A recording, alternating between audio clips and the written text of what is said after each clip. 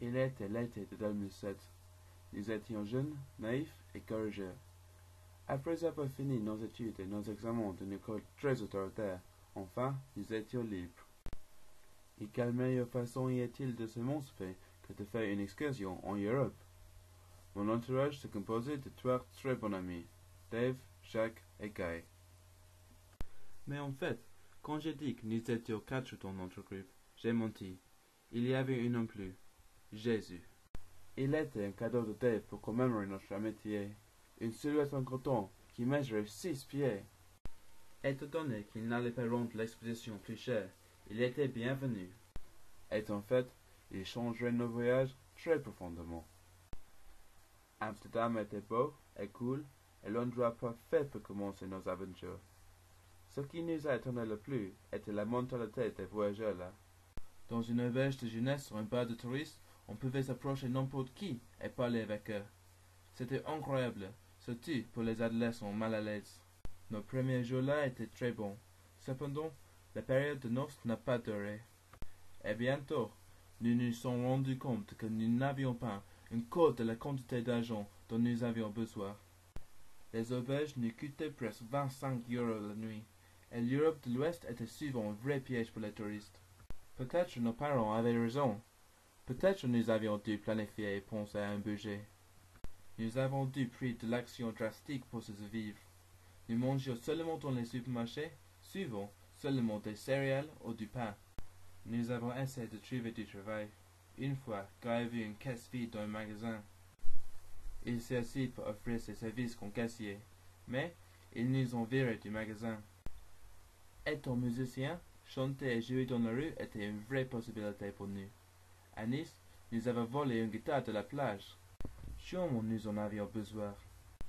Après tous nos projets ont échoué, pendant peu de temps, nous étions désespérés, avec un manque total de nourriture et confiance en soi. Nous nous sommes tournés vers l'alcool, et nos repas typiques ont commencé à ressembler à ça d'un alcoolique. Mais, chaque jour, nous avons survécu.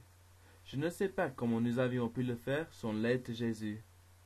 Une fois, nous avons acheté des pâtes pour nous faire un bon repas. Pâtes, tomates, légumes, fromage. Nous avons fait un grand effort de nous nourrir de vitamines que nous manquaient. Mais quand nous avons rencontré les amis qui avaient une cuisine, ils avaient été expulsés de leur appartement. Nous nous sommes trouvés avec les pâtes sèches et des tomates en conserve, sans une uve froide. Notre dernière occasion de rompre le cercle vicieux a été détruite. Par accident, nous avons passé une mission chrétienne.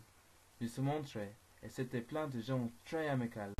D'abord, ils étaient un peu curieux que Jésus nous accompagnait. Mais, quand nous les avons expliqués, ils nous ont permis de faire notre repas là-bas. En fait, ils nous l'ont préparé, ajoutant beaucoup d'espices et le faisaient mieux que nous ne l'avions jamais pu faire. Jésus a été notre sauveur. Une autre fois, la présence de Jésus nous a aidés à faire des amis. Nous étions approchés plusieurs fois par jour par tout genre de personnes. Quelqu'un nous demandait si nous étions chrétiens, et c'était toujours à Guy de répondre aux questions et de très légèrement catholique. À cause de Jésus, nous nous sommes trouvés souvent le son d'un débat religieux animé. En conclusion, je peux dire que c'était une période de développement personnel pour nous 4, et nous n'avons eu aucune dispute.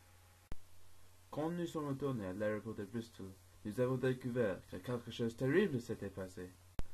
Jésus s'est cassé. Il avait affaibli pendant nos voyages. Nous devions le plier pour l'attacher à nos sacs à dos, et quand nous espérons le voir arriver sur la bande de bagages, c'était seulement son torse qui est venu.